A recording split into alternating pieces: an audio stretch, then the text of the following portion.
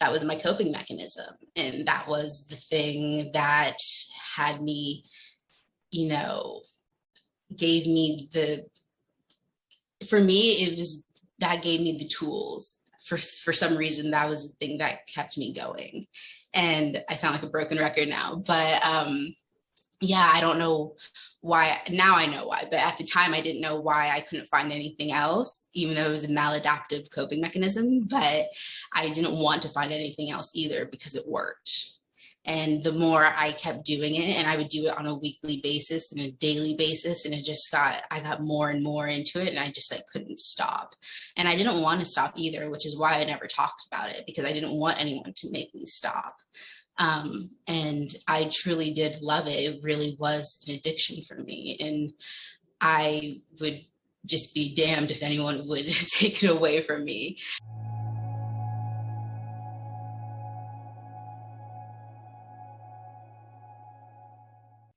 Hey guys, welcome back to Normalize The Conversation. Today I'm here with Amanda Beausoleil, CEO of SelfInjury Recovery Anonymous. Amanda is from Katy, Texas, and currently lives in Dallas. Before working in mental health, Amanda worked in corporate fashion and lived in New York for 10 years. Wow. Amanda currently runs a nonprofit peer support group for people recovering from self-injury called SelfInjury Recovery Anonymous, where they have Zoom meetings 3 times a week with more on the way and members around the world.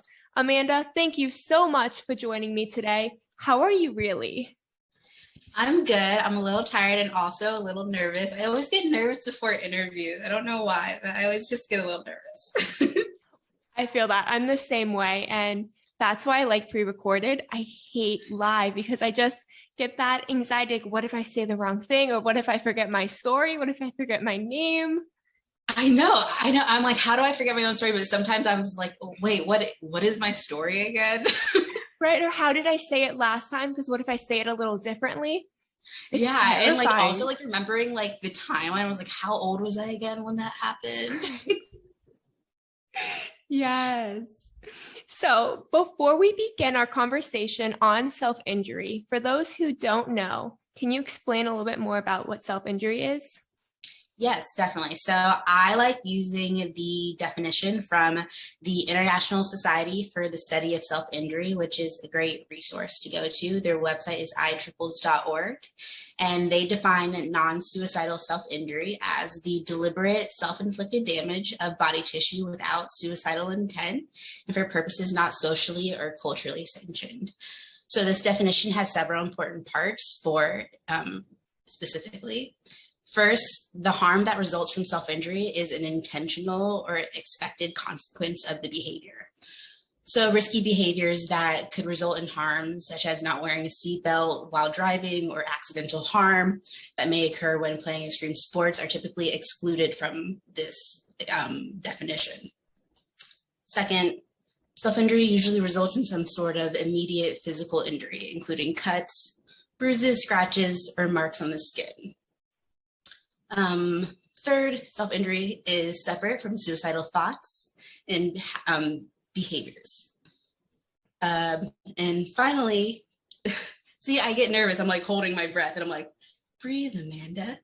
And finally, behaviors that might cause physical damage but are acceptable in our society or part of recognized culture, spiritual or religious ritual are not considered self-injury. For this reason, body modification, body piercing, or tattooing are not usually considered forms of self-injury. So that's the definition I like to go with. Also, non-suicidal self-injury is a mouthful, so I just say self-injury. Thank you so much for sharing that with us, because there are so many misconceptions on self-injury. People don't know what it is. A lot of times, like you said, people think it is a suicide attempt. It is not a suicide attempt. It is not only cutting. It is not only result in cuts on your arms. It is a lot broader than how the media has portrayed it. So a lot of people don't know. Right. And it can be burning, it can be skin picking, it can be scratching, it can be hair pulling, it can be ripping out your cuticles. There's so many, it's so complex, and there's so many different varieties of self-injury that you can engage in. And it's not just cutting, that's just exactly like what the media depicts. That's the most popular one they depict the most. Exactly. And you've been such an incredible advocate for normalizing the conversation on self-injury. And you host this IGTV series called Understanding Us, where you have shared your story and you've brought other people on to share theirs. But for those listening who have not heard your story, can you tell us a little bit more about yourself and your experience with self-injury? Yes, and it's also on YouTube as well, Understanding Us. So because IGTV, I think it only lets you do 15 minutes, I think.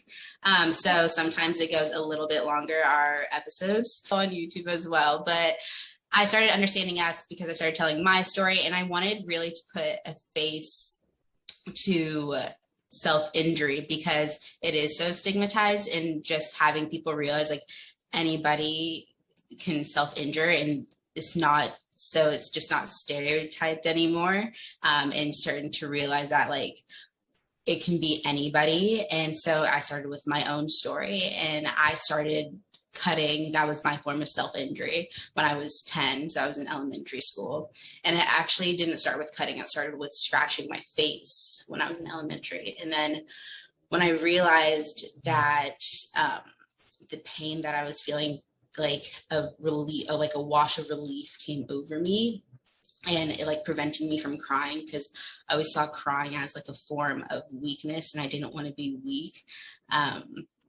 I realized I kind of found like a loophole to emotions. And then when I realized, I was like, okay, well, I don't want to have scratches all over my face. Like, how can I keep doing this but hide it? And hiding is such a huge part of self-injury. So that's when I moved to cutting. And so I started cutting, and I started when I was about 10, 11, and then I didn't stop until I was about 24, so well out of college.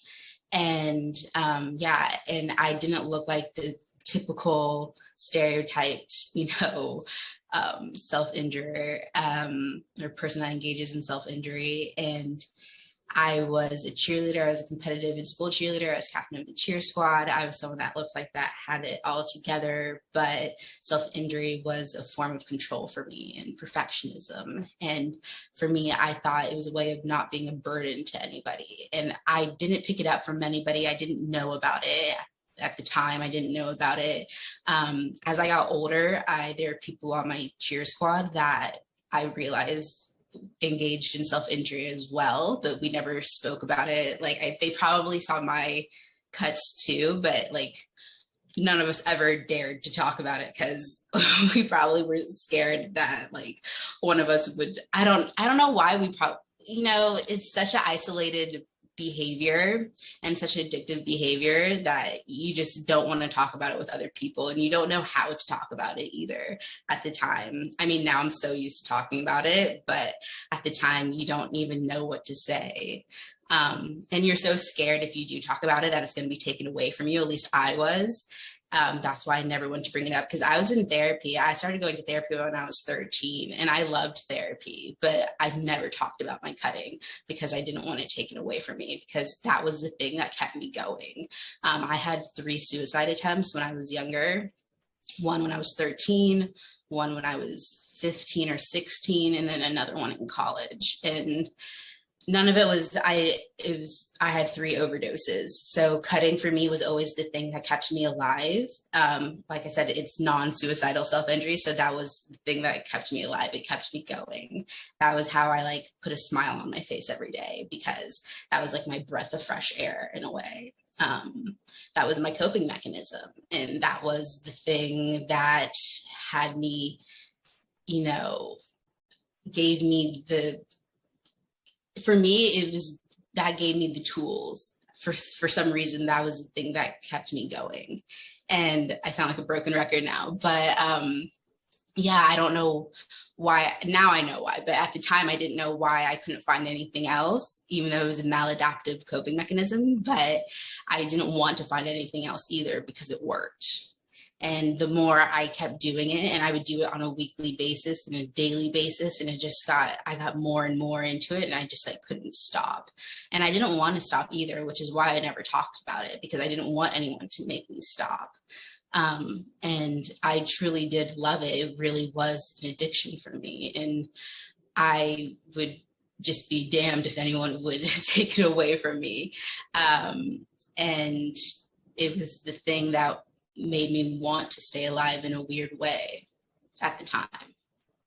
Thank you so much for sharing all of that with vulnerability, because when we talk about self-injury, we tend to kind of go around it and kind of maybe dip our toes in the conversation, but we don't jump in. We don't explain how it's so addictive, how it is a sense of control, how you didn't look like someone who would engage in self-injury. I don't know what the look is that everyone says you don't look like that look, but you presented as someone who had it all together. So to be kind of dealing with this on your own in secret, and maybe even knowing that other girls were too, and they knew you were, and yet still didn't have that conversation, is so powerful into what it's like to be someone who does engage in self-injury. And when we first spoke, we talked about this, how I was the same way, that feeling of control and being a competitive cheerleader and having to hide it so it wouldn't show with your uniform. Yeah. And people don't realize there's this misconception that it's all for attention, and someone who self-injures is looking for attention, but people don't realize how hard it is to go, how do I hide it now? And like you said, with the scratches on your face, you didn't want the scratches on your face anymore.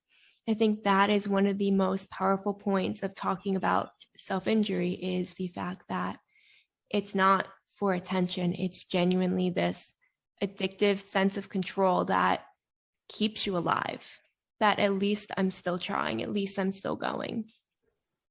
Exactly. And, you go through great lengths to hide it so you can keep going and you can keep that. And it's an odd form of intimacy as well. Because it is a very isolating behavior, and it's something that you're going to keep to yourself, and that you're going to hide, and you're going to go to great lengths to hide it and to make sure that it's only for yourself. And when people see it, you're going to come up with some type of excuse. And I don't know why I could never come up with good lies either. I would always say to myself, like, how have I not come up with a good lie yet? I would always come up with the worst lies for it. And I was just like, I've been at this for years and I've not come up with a good lie yet. I always would just be like a deer in headlights when people would stop me or grab my arm or touch my scars or my wounds or something, because it'd always catch me off guard. And that's something I would always kind of laugh to myself about, in a weird way. I'd just be like, how have I not come up with a good lie about this yet? And I'd always talk to, now in recovery, talk to other people that engaged in self-injury. They'd be like, I cannot come up with good lies about this. I was like, I know, it's the one thing I just could not do. I wasn't honest about it. I just would just be like, I don't know, and just kind of run away from it. Yeah, it's hard because you don't expect anyone to see it and to ask you, because the whole point is you're hiding it, you're doing it alone in private. And then when someone sees it, you don't know what to say, because that moment was never going to happen in your head. Right. Yeah, it was never going to happen, even though it's happened over and over again, but you still think, okay, well, that's going to be the last time, even though it's not going to be, but somehow you lie to yourself and say it's going to be the last time, because you think you're going to stop. You hope you're going to stop, even though you kind of know a part of you wants to stop, even though a part of you doesn't want to stop. And it's that tug of war with yourself. You're like, am I going to stop? Am I not going to stop? I kind of want to stop, but I kind of don't want to stop. And it's that. And that's where you feel like an addict, because you don't know which one's going to win that day. Exactly. And you mentioned you started self-injury when you were 10 years old, and you didn't stop until you were 24. So how long did it take you to reach out to help? Did you reach out for the first time about the self-injury at 24, or did that happen before? So I reached out. I started going to peer support when I was 22. So I had just graduated college, so 22. So it took me a few years in the program to fully recover, because I had relapsed, and then finally was able to fully recover. So at the time it was called Self-Mutilators Anonymous SMA, and we just recently changed our name to SelfInjury Recovery Anonymous. But it's still the same peer support group, same structure and everything. We just simply changed our name to go with, be up to date with the medical field and what they call self-injury today, because the peer support group started in 1986. So back then, the field called self-injury self-mutilation, and now they call it self-injury. So we're just trying to keep up with the times now. But I started going in 2014, which is when I graduated college. And that was when I realized I needed help, because I was like, wow, over a decade has passed, and this is the one thing I haven't kicked. I've gotten help with everything else with mental health, and I have a great support group, and I have great doctors, and I've gone on medication for my mental health issues, and I have a great support network. But yet cutting's the one thing I haven't kicked. Like, why haven't I kicked this? And like, God forbid another 10 plus years go by and I, have kids and have a husband, and like, what if my kids walk in on me and I'm cutting myself? And what if they pick that up and they think that's a way to deal with your emotions? Like, that's something I would never be able to forgive myself for. And that was really just like having that flash forward of thinking, and that scared me. And that's something I would never be able to forgive myself for. And so that thought just kind of scared me into getting help. And I didn't even know what to type into the computer. I was like, what do I even call this? I didn't even know what to look up. And then I was just like, okay, maybe I just type in self-harm or cutting or like group, and then that's when Self-Mutilators Anonymous popped up, and I saw that they had one group in New York, luckily, and it was like a few blocks away from where I worked. And so I wasn't sure if I was going to go to the meeting. I was like struggling all day. I was like, oh, should I go? Should I not go? And then I finally decided to go, and it was the scariest thing I've ever done in my life, hands down. And I went and I was like, gosh, what is this meeting going to be? How are these people going to be? Like, I was stereotyping like my own people, so to speak, and like the people that are so much like me and understand my struggle. And I totally stereotyped them. And when I walked in, they're just like the kindest, nicest, most understanding people of all different ages, from teenagers to senior citizens. Like, the age group gap was just so vast. And it was just, I remember thinking how brilliant everybody was, like literally just so brilliant. I was like, wow, everyone here is so smart. And like, just listening to everybody's shares. And I was just like, wow, everyone, I just was just blown away. And I remember thinking like, are they reading my mind? Because when everyone shared, I just felt like they understood everything I was going through and everything I've ever thought, and like every episode of like cutting I've ever had, they understood. Whether they were a cutter or burner or scratcher or picker, it didn't matter. Like, they've understood that feeling. And I was like, I've never been in a room like this before in my life. And it totally just changed the game for me. And I remember leaving that room, and I remember it was a winter, really cold New York day, and it was snowing. And I called my family on a conference call. I called my dad, my mom, my sister, and brother-in-law. I had them all on a conference call and told them where I just went, because I didn't tell anyone where I went just in case I backed out. So I didn't want to tell anybody. And I told them that I just went to the support group for self-injury, and I just started crying, and I was bawling on the phone, and I just felt this weight just leave my shoulders. And that was the first time in my life I felt relief. And it was the first time in my life I realized I was going to be okay. And I'm getting checked up. I realized that I didn't realize how much self-injury had weighed me down for so long until that moment when I felt it leave. And it was because of that group, and it was because of peer support, and it was because of all those people in the room just being able to share their story and being so honest and having so much compassion and just being kind. And being able to listen to their struggles and being able to share my story. And I've been going ever since. And now I've been clean for 5 years. Congratulations on 5 years. That Thank is you. amazing. The strength you showed that day that you started Googling, and then the strength you showed the day you showed up for the first time and you listened, and then you spoke over and over again. So much strength. And you mentioned so many amazing points. One I really want to touch on is you talked about how in 2014, it was the first time you went, and it took 2 years before you got to the point without any more relapses. People don't realize that just because you relapse doesn't mean you can't recover. You can't get there. Yeah, Relapsing so it's definitely is part of it. exactly, it's part of recovery. And then you also talked about how listening to people, you felt understood.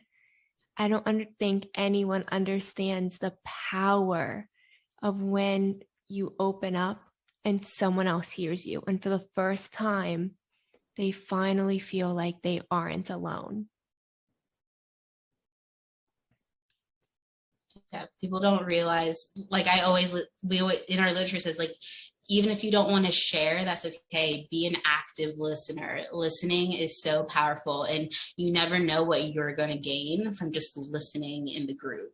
I gained so much from just listening. Even I don't always share in group. Some days I just don't feel like sharing, or I don't feel like I have anything to share, and that's okay. Like, I never know what I'm going to pick up from just listening to everybody's shares that day. So there's so much power in just listening. Exactly. So how many times going to the meetings did it take for you to finally open up and share your story? Well, I shared my first time because James, the founder, SMA, now SIRA, was there, and he's pretty good at getting you to share your first time. He doesn't really go to meetings that much these days. He's 72. He's now retired from his full-time job. He was an engineer. So now he's just enjoying his life with his retired life with his wife. But he still attends meetings sometimes, but doesn't come as often. He carried it for 35 years. So I think he definitely deserves a break. But he's pretty good at getting you to share your first time. And I think it's good to just rip the Band-Aid off, honestly, else it's just going to like fester. So yeah, he got me to share my first time. So I was pretty lucky that I had him there, like in my corner, that he was just like, just do it. That is amazing to have someone there who makes you feel comfortable enough to open up and makes you want to open up. But I'm really interested, what inspired you to go from sharing in support group to sharing publicly and having these conversations with other people? So it was really when I started volunteering and just responding to our emails. So our email had a huge backlog, like thousands and thousands of emails of backlog. And it was from people around the world. It was from people that just needed help, but also doctors and universities, therapists, and just kind of anyone and everyone that you could imagine, because there was really no one like us around, and especially for the amount of time we've been around. And so I was just reading them and I was just like shocked, really. And also people from prison emailing us as well. And I was just shocked. And I was telling James, I was just like, there needs to be more of us. Like, there needs to be more people like hosting meetings. There needs to be more meetings, but there's just not enough of us. And how do we grow this? How do we make this how do we grow our foundation? So that's how I kind of got inspired too. And so it took a while. I was still working in fashion and just responding to emails and just volunteering. And in my capacity, I'm still volunteering. I still work part-time I have a part-time job, and then everything I do for SIRA is still volunteer-based. And hopefully, one day we can get funding and this can be a full-time thing. But luckily now, we have our 501c3 status, and we've made leaps and bounds, and hopefully we can continue to make even more leaps and bounds. But now, we went from 1 meeting a week to 3 meetings a week, and we have more volunteers.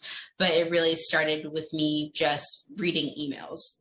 And then it went to me telling James, okay, now I want to have a bigger role in this, and, let's get our nonprofit status.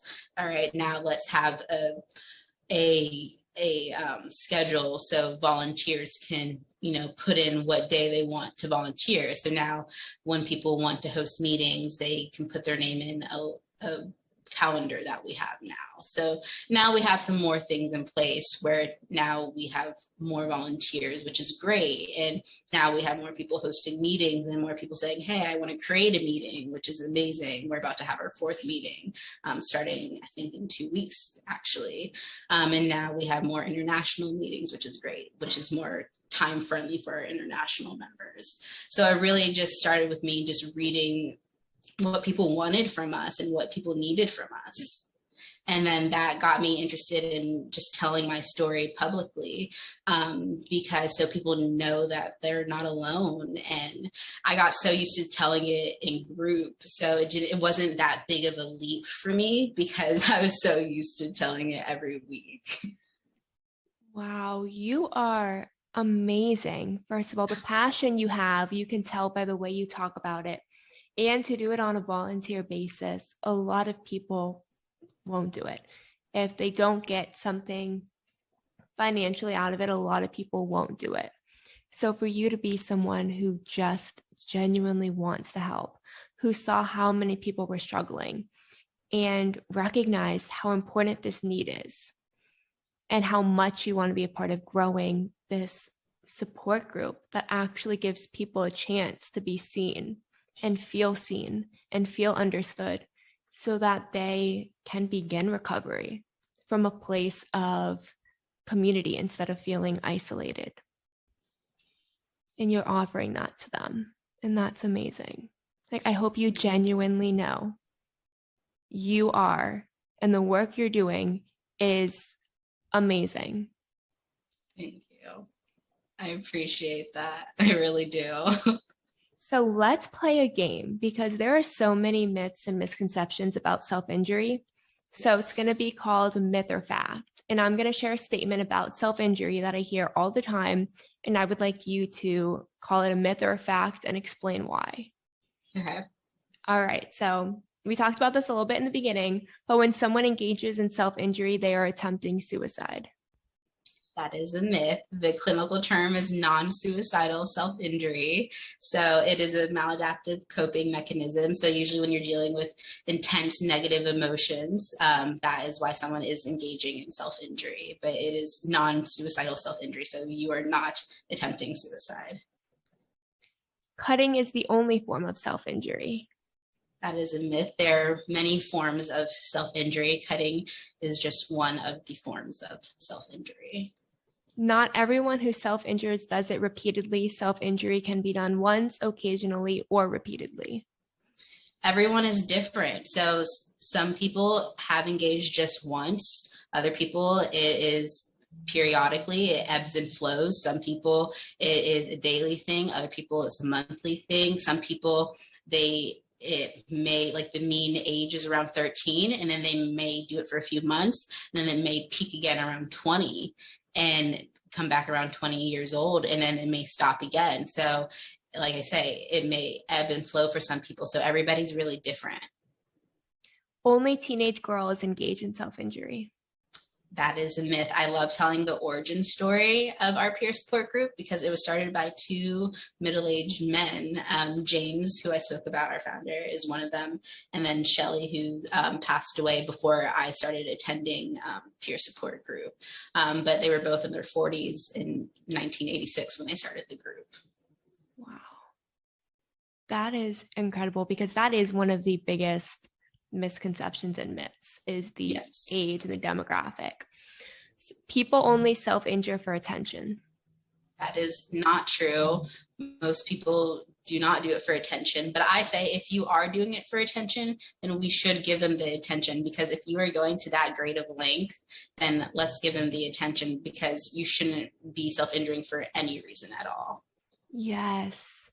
Self-injury is often about coping with emotional pain rather than inflicting physical pain. Yes, it's usually for or dealing with intense negative emotions. Even though for me, I know personally, and I've heard other people say, like, when you're in the thralls of it, like when you're deep in self-injury, like I know for me personally, when I was deep in it, I would be cutting for any reason at all, whether it was negative or positive, when I was like years and years into self-injury. But when you start off, it is because you're dealing with intense negative emotions. Thank you so much for clarifying that, because I think a lot of people don't understand when they hear someone else is struggling with self-injury about why they may be doing it.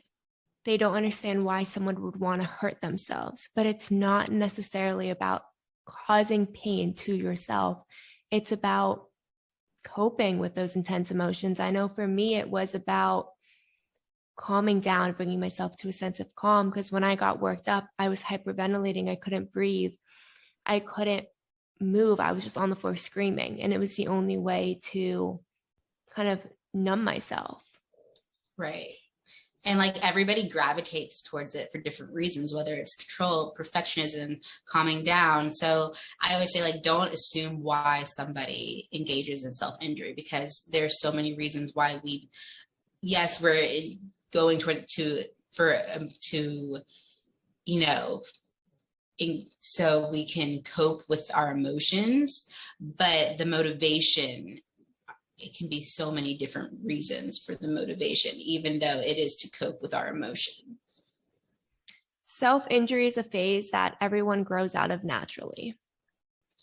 No, because I know plenty of people that have not grown out of it. I did not grow out of it naturally. I needed help. Some people do grow out of it. And for some people it is a phase, but for many it is not a phase. And lastly, recovery from self-injury is possible. It is very possible. Obviously, I am a living testament that it is very possible. You have been so amazing so far, and debunking these myths is huge. And you're playing a huge role in normalizing the conversation on self-injury. With your IGTV and YouTube series, with having these conversations, with engaging in the support groups, by showing up constantly, you are helping to normalize the conversation. So now for other people who have never engaged in a conversation about it, and maybe they've seen a loved one who is struggling with self-injury and they don't know what to say, what are some ways an outsider can learn how to provide that support that someone who is struggling needs? I think just always go into it with compassion. Don't assume. And also don't ever, make it seem like that's their identity. Never refer to them as a cutter or a burner. I always say, like, they may engage in self-injury, but they are not their behavior.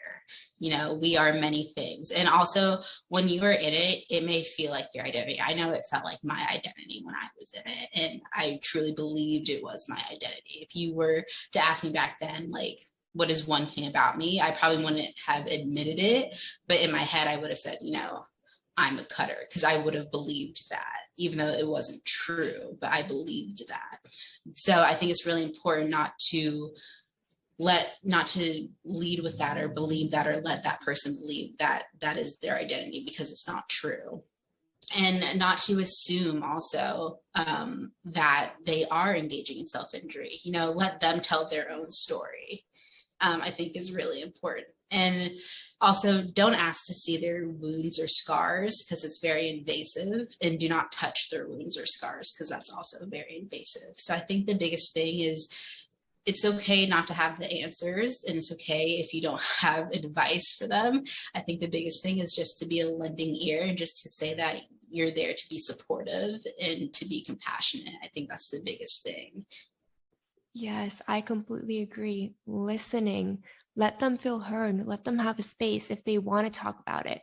Or if they don't want to talk about it, don't force them and push it on them. When they're ready, they will talk about it.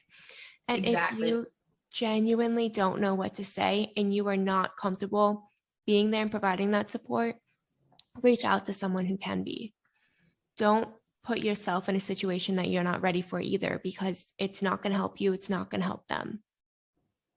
And I would say another thing is don't give them ultimatums. Don't say like, you know, if you don't stop doing this, then you can't go to the game tonight, or you can't, you know, get your driver's license, or you can't do this, because that's not fair. They're already punishing themselves. So punishing them more is not going to help. Exactly. And then it's just adding more conflict into it. It is not something easy to deal with. Don't assume that you can just help someone suddenly snap out of it. Exactly. It's a long road and it's going to take time. So just let them know that you're going to be with them on their journey on the long road, and you know it's going to take time. And just let them know that you're going to be with them by their side and that they're not alone, because they already feel very alone. And it's a very isolating behavior. So let them know that they have somebody in their corner on their team.